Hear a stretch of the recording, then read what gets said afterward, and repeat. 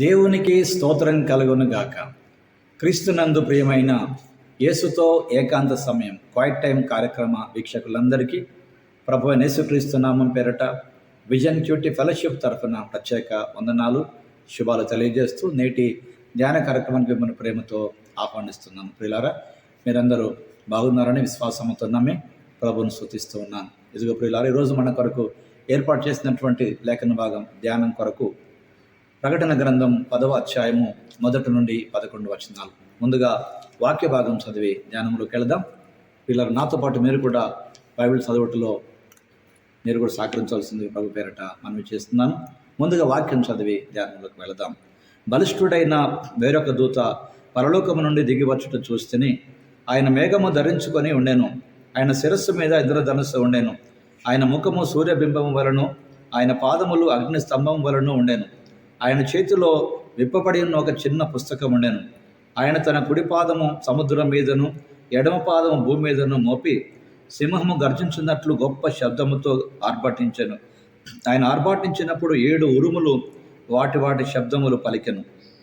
ఆ 7 ఉరుములు పలికినప్పుడు నేను వ్రాయబోచుండగా 7 ఉరుములు పలికిన సంగతులు ముద్ర వేయము, వాటిని వ్రాయవద్దని పరలోకము నుండి ఒక స్వరము పలుకుట వింటిని. మరియు సముద్రం మీదను భూమి మీదను నిలిచి ఉండగా నేను చూచిన ఆ దూత తన కుడి చేయి ఆకాశం తట్టు ఎత్తి పరలోకమును అందులో ఉన్న వాటిని, భూమిని అందులో ఉన్న వాటిని, సముద్రమును అందులో ఉన్న వాటిని సృష్టించి యుగ యుగములో జీవించుచున్న వాడిని తోడు ఒట్టు పెట్టుకొని ఇక ఆలస్యం ఉండదు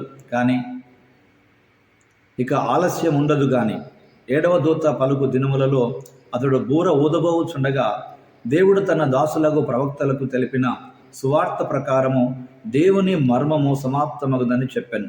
అంతటా పరలోకము నుండి నేను వినిన స్వరమును మరల నాతో మాట్లాడుచు, నీవు వెళ్ళి సముద్రం మీదను భూమి మీద నిలిచి ఉన్న ఆ దూత చేతుల్లో విప్పబడి ఉన్న ఆ చిన్న పుస్తకము తీసుకొనమని చెప్పుట వింటిని.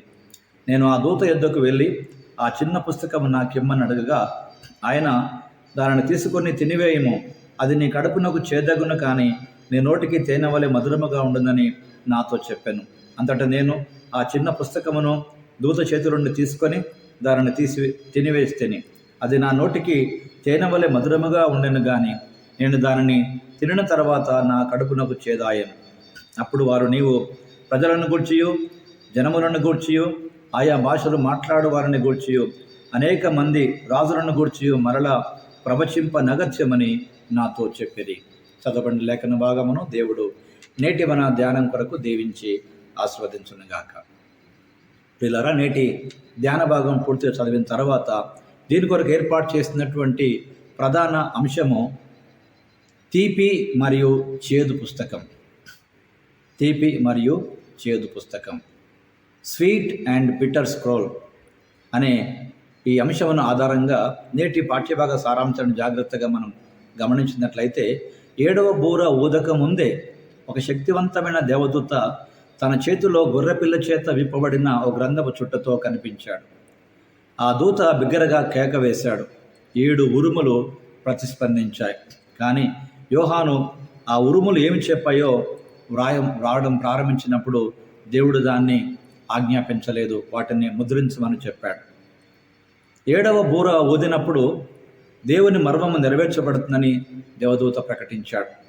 యోహాను నోటిలో దాని వేయగానే తేనెల తీయగా కడుపుకు చేదుగా మారినటువంటి ఆ గ్రంథపు చుట్టం గురించి ఆయన మాట్లాడడం జరిగింది, తినడం జరిగింది. ప్రియులారా, తర్వాత లోకానికి మరలా ప్రవచింపమని ఆజ్ఞాపించగా వెళ్ళి ప్రకటించడం జరిగింది. ఇది పాఠ్యభాగ సారాంశం. ప్రియులారా, ఇందులో ప్రధానంగా దేవుడెవరో మనం గమనించినట్లయితే 3-4 వచనాల ఆధారముగా దేవుడు మనకు ప్రతీది వెల్లడి చేస్తాడు, కానీ ఆయన మనకు తగినంత మాత్రమే వెల్లడి చేస్తాడు. మన అవగాహనకు మించిన లేదా మనకు తెలుసుకోవాల్సిన అవసరం లేదని ఒకవేళ ఆయన మన వాటిని దాచిపెట్టినా అది ఆయన ఇష్టం. ప్రియులారా, ఆయన ముద్ర వేసి దాచిన వాటిని వెతకడం కాదు, కానీ తెలియని వాటిని యందు కూడా ఆయన ప్రకటిస్తే మనం విశ్వసించుట మన గొప్ప భాగ్యం. ప్రియులారా, ఆయన నమ్మడానికి, విధేయత చూపడానికి మరింత గొప్పగా ప్రతి తెలుసుకోవాల్సిన అవసరం ఏమీ లేదు, కానీ విశ్వసించడమే సమస్తానికి మూలం. ప్రియులారా, కాబట్టి ఆయనను పాటించడానికి, అనగా ఆయన వాక్యాన్ని పాటించడానికి, అనుసరించడానికి మనకు నిజంగా కావాల్సింది కూడా విశ్వాసమే. ఎంత తెలుస్తుందన్నటువంటి విషయం కాదు కానీ ప్రియులారా, తెలిసిన దాన్ని ఎంతవరకు మనం పాటిస్తున్నామన్నటువంటిది మన జీవితంలో చాలా ప్రాముఖ్యమైన విషయం. నేటి ధ్యాన భాగంలో పాల్పొందుతున్న ప్రియ సహోదరి సహోదరుడా, అనేకులు వాక్య జ్ఞానం బాగా తెలుసుకోవాలని ఆశపడుతున్నారు, కానీ ఎక్కువగా ఆ వాక్య ప్రకారం బ్రతకాలని ఇష్టపడలేకపోతున్నారు.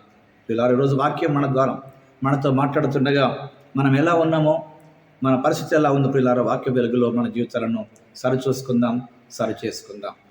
ఈరోజు దేవుడు మనకు నేర్పే పాఠాన్ని జాగ్రత్తగా మనం గమనించినట్లయితే, యోహానుకు అందజేసినటువంటి ఆ గ్రంథపు చుట్ట తన దగ్గర ఉంచుకోవడానికి కాదు, దాన్ని తినడానికి, అనగా వాక్యాన్ని నేర్చుకోవడానికి, జీవితానికి అన్వయించుకోవడానికి ధ్యానము ద్వారా.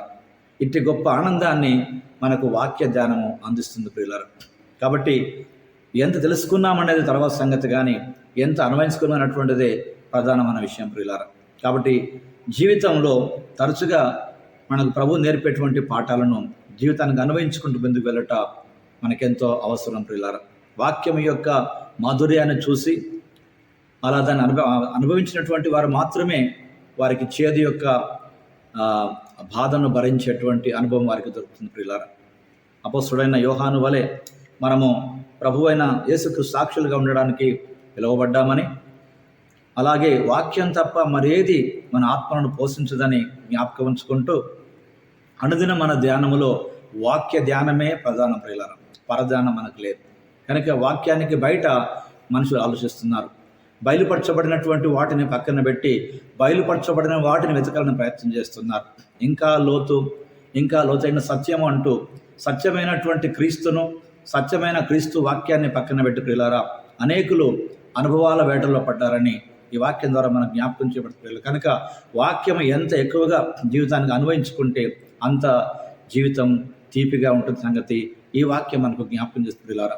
చేదైన అనుభవం వచ్చినప్పుడు కూడా ప్రియులారా, ఈ వాక్యపు వెలుగు మన జీవితంలో గొప్ప అనుభవాన్ని కలిగిస్తున్న సంగతి మనం మర్చిపోద్దు ప్రియులారా. కనుక ప్రభువారు వాక్యం ద్వారా మాట్లాడుతుండగా రండి, ఓ ప్రార్థన మన కొరకు మనం చేసుకుందాం. ప్రభువా, ప్రతిరోజు నీ వాక్యాన్ని ధ్యానం చేయడానికి, కనుక భుజించడానికి మాకు సహాయం చేయండి. నీ వాక్యాన్ని ప్రపంచంలో మనుషులతో పంచుకున్నప్పుడు తండ్రి, మా లక్ష్యం నెరవేర్చడానికి సహాయం చేయండి. మీ ఉద్దేశం, మీ ఆలోచన ప్రకారంగా అనేక రక్షణ పొందడానికి సువార్త ప్రకటించగలిగేటువంటి కృప మాకు ప్రసాదింప చేయమని క్రీస్తు పేరట ప్రార్థిస్తున్నాం పరమ తండ్రి. ఆమేన్. ప్రియులారా, ప్రభువారు నిత్యము తన వాక్యం ద్వారా మనతో మాట్లాడుతుండగా వాక్యపు వెలుగులో మన జీవితాలు సరిచేసుకుందాం. అలా సరిచేయబడ్డ జీవితం మీకుంటే ప్రియులారా, మీ అనుభూతులు అనేకులతో పంచుకొని వారి విశ్వాసాన్ని కూడా బలపరచవలసిందిగా ప్రభు పేరట మీకు జ్ఞాపకం చేస్తూ, ధ్యానం అనగానే వాక్య ధ్యానమే తప్ప క్రైస్తవులకు మరొక ధ్యానం లేదు. ఒకవేళ అలా ఉంటే అది పరధ్యానమే అవుతుంది ప్రియులారా. కనుక వాక్య ధ్యానము ద్వారా జీవిత మార్పుకు ప్రధానమైనటువంటి విషయాలను ఆశిద్దాం, ఆలోచిద్దాం. అట్టి కృప దేవుడు మనందరికీ సమృద్ధిగా అనుగ్రహించి నడిపించును గాక. Thank you. God bless you all.